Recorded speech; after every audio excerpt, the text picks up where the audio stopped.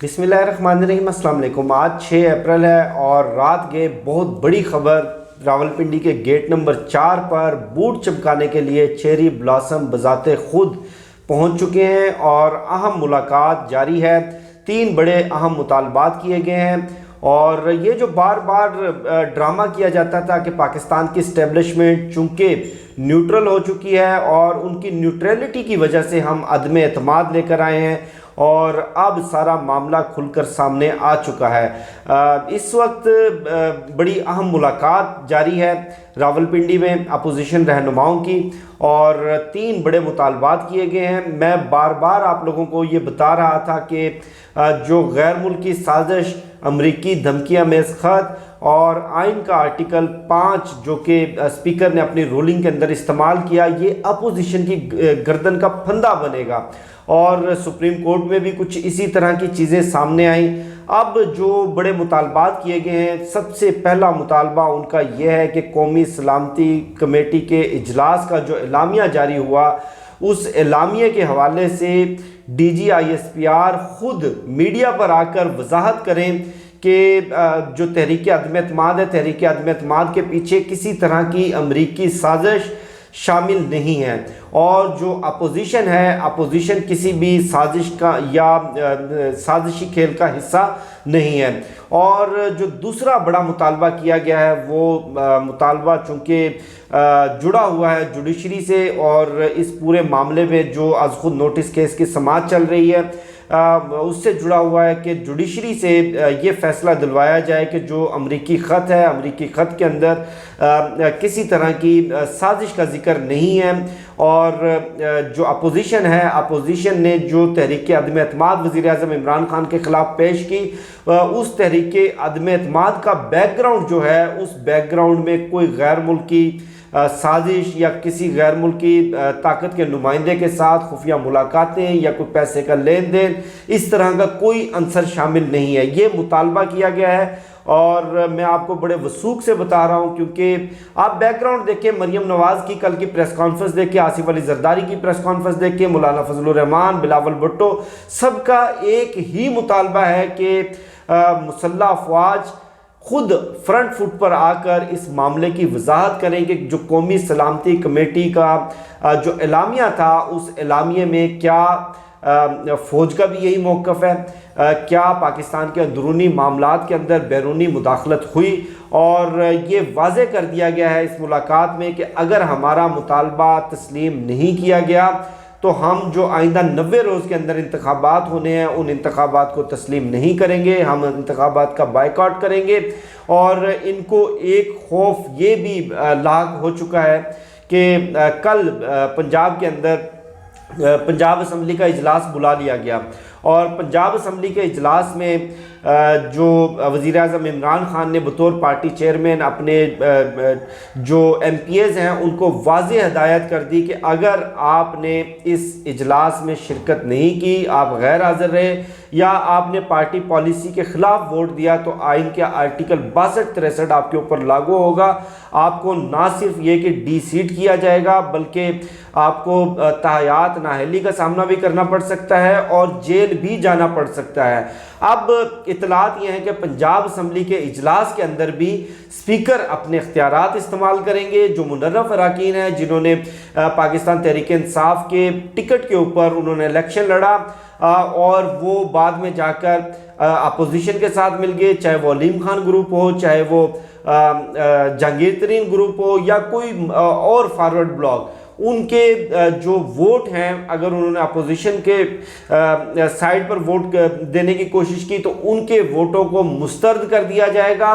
और उनके वोटों के अलावा चौधरी परवेज़ इलाही के पास इस वक्त वाज़ेह अक्सरियत मौजूद है और कल के दिन पंजाब असम्बली में वोटिंग हो जाएगी और 90% इम्कान यह है कि चौधरी परवेज़ इलाही कल के दिन वज़ीर आला पंजाब बन जाएंगे। अब सूरत हाल کچھ اس طرح سے بنتی ہوئی نظر آ رہی ہے کہ اپوزیشن کی تو تیاری نہیں ہے. آئندہ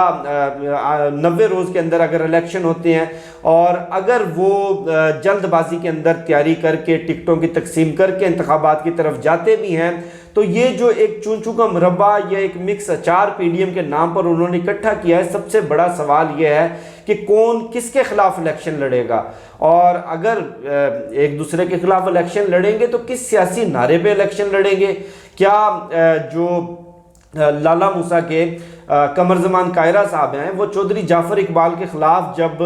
اپنی الیکشن کمپین چلائیں گے تو کیا الزامات لگائیں گے، کیا وہ سیاسی نعرہ لے کر آگے بڑھیں گے؟ ان سب کی تو مشترکہ جنگ عمران خان اور تحریک انصاف کے ساتھ ہے. تو ان کو سب سے بڑی فکر اب یہ لگ چکی ہے کہ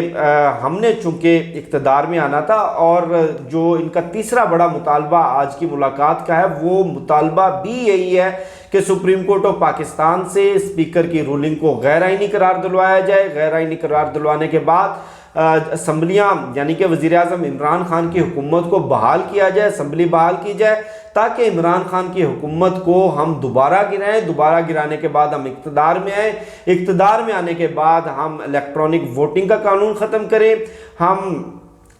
جو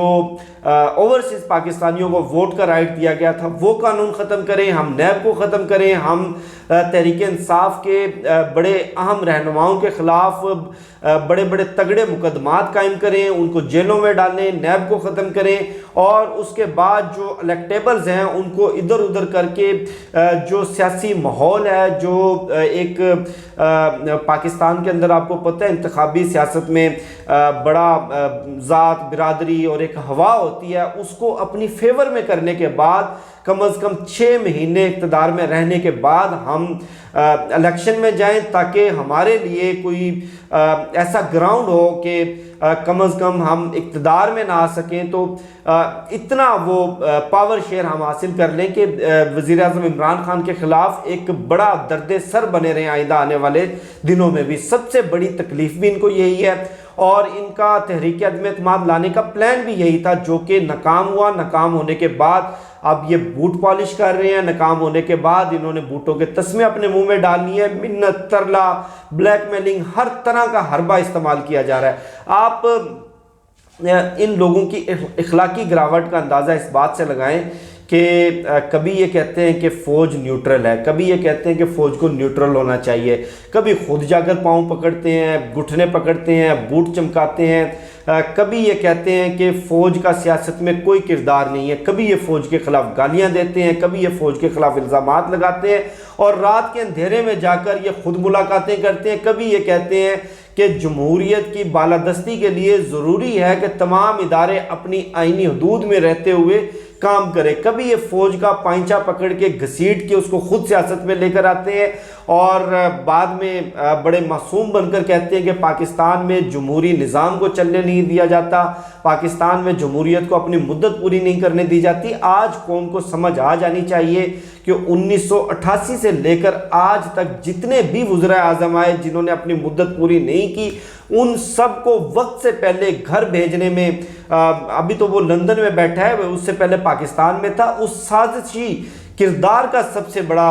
ہاتھ ہے اس سارے معاملے میں. بہرحال یہ ملاقات جاری ہے اور کل تک ایک بڑا بریک تھرو سامنے آ سکتا ہے، اور ویسے بھی کل کا دن بڑا ہنگامہ خیز ہوگا. پنجاب اسمبلی ہے اور سپریم کورٹ سے بھی اگر کوئی بڑا فیصلہ نہ آیا تو کم از کم یہ جو از خود نوٹس کیس کے اوپر سماعت چل رہی ہے اس کے اوپر فلیور واضح ہو جائے گا. فلیور سے مراد یہ ہے کہ ذہن واضح ہو جائے گا کہ سپریم کورٹ کے ججز کس طرف جانا چاہتے ہیں اور وہ کس سکوپ کے اندر اس مقدمے کی سماعت کر رہے ہیں. کوئی بھی آئینی، قانونی یا سیاسی جو لڑائی ہے اس میں اپوزیشن بالکل فارغ ہو چکی ہے اور ان کے پلے ککھ بھی نہیں رہا. یہ جا کر روئیں پیٹیں، مولانا فضل الرحمان کا گریبان پکڑیں، جھنجھوڑیں اور سوال کریں کہ مولانا آپ تو بے روزگار تھے، ہم سب کو بھی آپ نے بے روزگار کر دیا ہے. بہرحال یہ آج کی بڑی اہم اپڈیٹ تھی جو میں نے آپ کے ساتھ شیئر کی. انشاءاللہ آپ سے پھر نیکسٹ ویڈیو میں ملاقات ہوگی. اللہ حافظ. پاکستان زندہ باد.